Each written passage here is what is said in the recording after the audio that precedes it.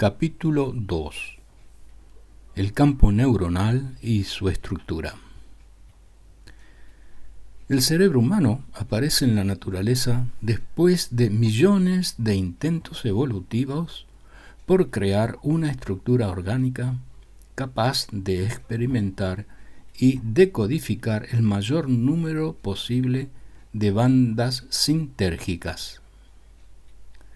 La solución ideada, entre comillas, para lograr esta portentosa hazaña implicó la invención, entre comillas, de una maquinaria neuronal capaz de mimetizar la estructura fundamental de la latice. Desde luego que esta labor no fue hecha en unos pocos días, sino que ha requerido miles de millones de años de experimentación. El cerebro surgió de la misma latice como si ésta en su excelsa y absoluta unidad hubiese deseado crear un modelo de sí misma en el cual pudiera reflejarse y así resolver su infinita soledad, entre comillas. En la unidad no existen acompañantes, puesto que todo está incluido dentro de la mismidad. Si un modelo orgánico de la latice fue creado, éste debía satisfacer con plenitud el mimetismo laticiano, entre comillas, es decir, poseer las mismas características que su origen, incluida su capacidad para volverse único. Los indios mexicanos, en su envidiable sabiduría, intuyeron lo anterior. Por ello, en el idioma tzeltal, la palabra educación es pivotesel, cuya traducción literal es, entre comillas, hacer que el otro se vuelva único. Desde un punto de vista psicofisiológico, la creación del cerebro humano como modelo de la latice procedió naturalmente y por etapas. Primero, tuvo que inventarse un superconductor biológico, capaz de transmitir información sin pérdidas y con una capacidad formidable de interconectarse y concentrar información de otros superconductores. Estos propósitos, entre comillas, se cumplieron con la creación de la neurona y su axón. El cuerpo neuronal es capaz de recibir miles de contactos a través de sus dendritas, concentrar esta información aferente y enviar un código resultante a través de su acción mediante un mecanismo biológico de superconducción. El axón transmite el código sin resistencias, a través de una conducción saltatoria del recargo de la bomba de sodio-potasio. Esta información aferente, a su vez, es enviada a otras neuronas quienes la integran a un nuevo código que es nuevamente transmitido e interconectado. Los primeros cerebros estaban constituidos por muy pocas neuronas y por lo tanto eran muy pobres en su capacidad de mimetizar la latice, puesto que a través de la evolución la única estructura constante que se ha mantenido incólume es la latice misma. Su organización actuó y sigue actuando como un punto de referencia extraordinario. Por ello, la sabiduría tibetana ha concebido una técnica de meditación, el Mahamudra, cuyo objeto es la percepción directa del origen inmaculado y autorreferente de cualquier pensamiento y experiencia, es decir, el contacto con la estructura básica de la latice. Como resultado de una fuerza repulsiva colosal que la latice ejerce sobre sus distorsiones, intentando hacerlas retornar a su origen, y de otra fuerza no menos poderosa pero de signo opuesto, que impulsa a las mismas distorsiones a unirse entre sí y a acrecentar su complejidad, y a partir de los cerebros primitivos surge el actual cerebro humano con sus 12 millones de neuronas y con una capacidad de interconexión interna cuyas posibilidades combinatorias son similares en número al total de partículas elementales de todo el universo. Se resuelve así el misterio colosal del retorno al origen a través no de la desintegración entrópica, sino de la osadía de crearse a sí mismo en igualdad de condiciones que el Creador. En este retorno se gana la posibilidad de experimentar conscientemente como individuos totales y únicos, no solamente esas fuerzas manifestadas en nuestras emociones, en el misterio de la sexualidad y en la agonía del dolor, sino en todos los matices de nuestro sensorium y nuestra actividad mental y espiritual. Ay de aquel que se niegue a fluir en la experiencia. Traiciona de esta forma todo inmenso esfuerzo depositado en su creación. El cerebro humano ha resuelto el reto de mimetizar a la latice creando circuitos que interconectan entre sí a todos los superconductores biológicos. Estos circuitos están, además, destinados a decodificar las bandas sintérgicas a través de un procesamiento que globalmente podría denominarse neuroalgoritmización. Por otro lado, la capacidad de experiencia cualitativa se ha resuelto a través de un mecanismo cerebral de interacción directa con la latice al que la teoría sintérgica denomina campo neuronal. La decodificación neuroalgorítmica nos permite pensar, conceptualizar, hablar y filosofar. El campo neuronal nos concede la gracia de experienciar. El sistema neuroalgorítmico es digital. El campo neuronal es analógico. Empezaré analizando el sistema de neuroalgoritmización, describiendo sus operaciones y resultantes, y después hablaré acerca del campo neuronal y su estructura.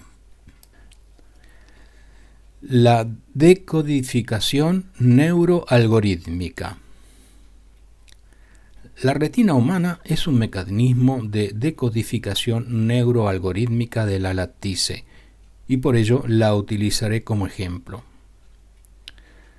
Dotada de más de 300 millones de receptores que transforman los campos electromagnéticos de los fotones en potenciales eléctricos generados, constituida por lo menos de 3 capas de células de interconexión, que son otros tantos niveles de neuroalgoritmización y de 1 millón de axones de salida. La retina transforma una porción de la latice en un código eléctrico en por lo menos 1 millón de canales de 2 dimensiones, el cual penetra al resto de las estructuras visuales del cerebro. Cada axón del nervio óptico concentra en un código eléctrico digital la información proveniente de cientos de receptores retinianos. Estos convergen la información originada en la latice hacia una capa de células bipolares que, a su vez, converge en una tercera capa de células ganglionares. Cada célula ganglionar recibe información de varias células bipolares, las que a su vez incorporan información de decenas de receptores. La salida de las células ganglionares, los axones del nervio óptico, concentran en un código unificado la información que originalmente activa en forma dispersa a un conjunto de receptores. Cualquier código que concentra información la algoritmiza, porque un algoritmo es una fórmula o código que concentra información proveniente de diversas fuentes. El mecanismo retiniano de algoritmización crea en los axones del nervio óptico un neuroalgoritmo, el que a través de 1.000.000 de canales concentra la información proveniente de más de 300 millones de receptores. Este código es discreto porque está constituido de pulsos eléctricos de milisegundos de duración, formando patrones temporales complejos. De esta forma, 1.000.000 de patrones digitales contienen la neuroalgoritmización de la información contenida en una porción diminuta de la látice. La neuroalgoritmización por convergencia hace que en una población neuronal se concentre información proveniente de un territorio celular vasto, de la misma forma que un punto de la látice concentra la información del resto de la misma. La información neuroalgoritmizada proveniente de la retina debe decodificarse a fin de que resulte en una imagen visual.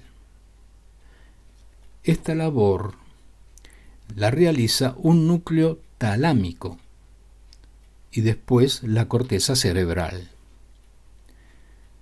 En esta última, los procesos de neuroalgoritmización por convergencia mezclados con un procesamiento divergente continúan. Los códigos neuroalgorítmicos son capaces de concentrar en una población neuronal restringida la información de miles de millones de neuronas y de esta forma mimetizan la convergencia informacional de la látice.